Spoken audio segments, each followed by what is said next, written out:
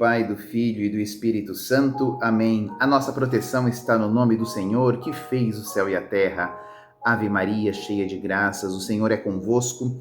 Bendita sois vós entre as mulheres, bendito é o fruto do vosso ventre, Jesus. Santa Maria, Mãe de Deus, rogai por nós, pecadores, agora e na hora da nossa morte. Amém. Glória ao Pai, ao Filho e ao Espírito Santo, como era no princípio, agora e sempre. Amém. Em nome do Pai, do Filho e do Espírito Santo. Amém. Seja muito bem-vindo, meu caro irmão, minha cara irmã, neste canal Catequese Relâmpago por um Leigo. Mais uma quinta-feira e hoje o 99º estudo do Compêndio do Catecismo, o quinto mandamento do Decálogo: não matarás.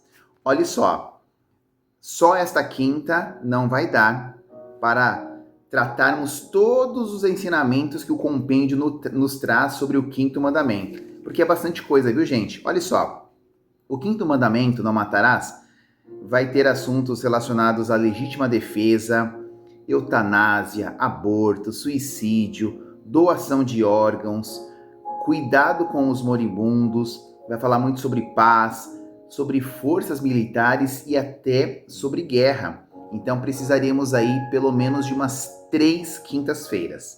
Vamos juntos, prestando bastante atenção, tomando nota, papel e caneta na mão, primeira parte do quinto mandamento. Pergunta 466. Por que a vida humana deve ser respeitada? Resposta: porque é sagrada. Desde seu início, ela comporta a ação criadora de Deus e permanece para sempre numa relação especial com o Criador, seu único fim. A ninguém é lícito destruir diretamente um ser humano inocente, sendo isso gravemente contrário à dignidade da pessoa e à santidade do Criador. Aspas. Não mates o inocente nem os justos. Aspas. Conforme está em Êxodo, capítulo 23, versículo 7. Então, iniciando aqui o quinto mandamento do Decálogo, não matarás, a pergunta vai dizer por que a vida humana deve ser respeitada. Porque ela é sagrada, porque ela foi criada por Deus. O Criador de tudo criou o ser humano, a vida do ser humano. E Deus, o Criador, é o único fim para o ser humano. 467.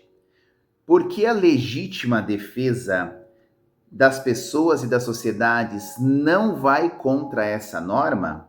Resposta: porque a legítima defesa faz-se a escolha de se defender e valoriza-se o direito à vida, própria ou de outro, e não a escolha de matar. A legítima defesa para quem tem a responsabilidade da vida alheia pode ser também um grave dever. Ela não deve, todavia, comportar o uso da violência maior do que o necessário. Eu me recordo que eu tenho um amigo que lá atrás ele pensava em ser polícia militar, interessante, né? E ele estava num início de pensamento, de estrutura de um pensamento moral sobre o que é certo e o que é errado. E ele foi procurar o sacerdote para tratar justamente sobre a legítima defesa. Então o sacerdote respondeu ele conforme esse ensinamento do compêndio do catecismo, né? Se defender é valorizar o direito à vida, né? Vida própria ou do outro, né? E não, isso não tem nada a ver com a escolha de matar. Então, quando nós inclusive temos responsabilidade por outros, né? É um grave dever que nós temos de proteger, né? É claro que não deve, todavia, comportar o uso da violência maior do que o necessário. Gente, aqui é um assunto bastante complexo, tá? Importante só, então, para a gente não se alongar, você entender que a vida em primeiro lugar, né? Se ela é sagrada, nós não temos o direito de tirar, tampouco alguém tem o dever, pode vir e tirar a nossa, né? Daí entra a legítima defesa, porque se autodefender é uma maneira de valorizar a vida, ok? 468.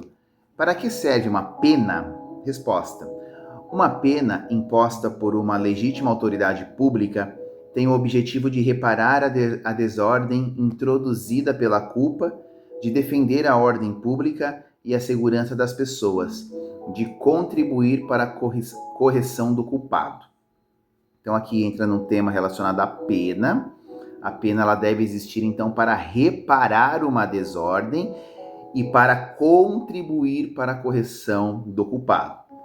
Você deve estar pensando aí nos presídios, né? Que contém todos aí as pessoas que cometeram algo negativo, coisas graves, não muito graves. E o catecismo vai dizer que realmente precisa reparar o erro, mas esta pena deve contribuir para a correção do culpado. Muitas vezes sai até pior, né?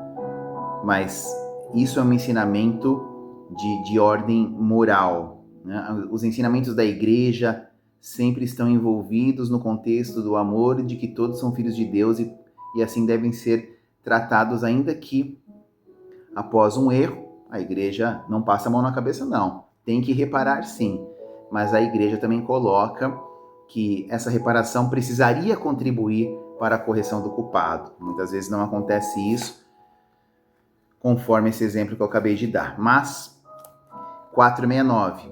Que pena se pode impor? Resposta. A pena imposta deve ser proporcional à gravidade do delito. Depois das possibilidades de que o Estado dispõe para reprimir o crime, tornando inofensivo o culpado, os casos de absoluta necessidade de pena de morte, aspas, hoje são muito raros, se não até praticamente inexistentes, conforme está no Evangelium Vitae. Quando os meios incruentos são suficientes, a autoridade limitar-se-á a esses meios porque eles correspondem melhor às condições concretas do bem comum. São mais conformes à dignidade da pessoa e não tiram definitivamente do culpado a possibilidade de se redimir. Então, que pena se pode impor, né? Isso aqui é até um conselho da igreja para o Estado, né? Tem que ser levado em consideração a possibilidade do culpado em se redimir. Então, a pena deve ser proporcional sempre à gravidade do delito, né? Aquele que cometeu um delito de roubar uma galinha não pode ter uma pena do tamanho de quem tira a vida de outro, né? Então tem que ser proporcional à gravidade do delito, ensinamento moral da igreja para com o Estado. 470, preste atenção. O que proíbe o quinto mandamento, não matarás? Resposta. Proíbe como gravemente contrários à lei moral, anota aí. 1. O homicídio direto e voluntário e a cooperação com ele. Então, às vezes a pessoa, ela por si só não mata, mas se ela cooperou, né, a gravidade ela é igual daquela que tirou a vida do próximo. 2. O aborto direto, querido como fim ou como meio, bem como a cooperação com ele, sob pena de excomunhão, porque o ser humano, desde sua concepção, deve ser respeitado e protegido de modo absoluto em sua integridade. Então aqui, do ponto de vista da pessoa que comete, mas daqueles também, muitas vezes profissionais, ou nem profissionais são, cooperam de forma direta ou indireta, também são automaticamente excomungados pela igreja, porque estão contrariando o quinto mandamento. 3º, a eutanásia direta, que consiste em pôr fim, com ato ou omissão de uma ação devida, à vida das pessoas deficientes, doentes ou próximas de morrer. E 4º, proíbe o suicídio e a cooperação voluntária com ele, porquanto é uma ofensa grave ao justo amor de Deus, de si e do próximo, quanto à responsabilidade. Ela pode ser agravada em razão do escândalo ou atenuada por particulares distúrbios psíquicos ou grave medo. Então, esses 4 itens é proibido pelo quinto mandamento, ok? Então nós vamos parar por aqui. Foram 1, 2, 3, 4, 5 perguntas e na próxima quinta nós vamos dar continuidade a este importante estudo. Um beijo então no seu coração, Deus te abençoe e te guarde, que Nossa Senhora nos cubra com seu manto sagrado. Louvado seja o nosso Senhor Jesus Cristo, para sempre seja louvado. Em nome do Pai, do Filho e do Espírito Santo. Amém. Até a próxima quinta e salve Maria.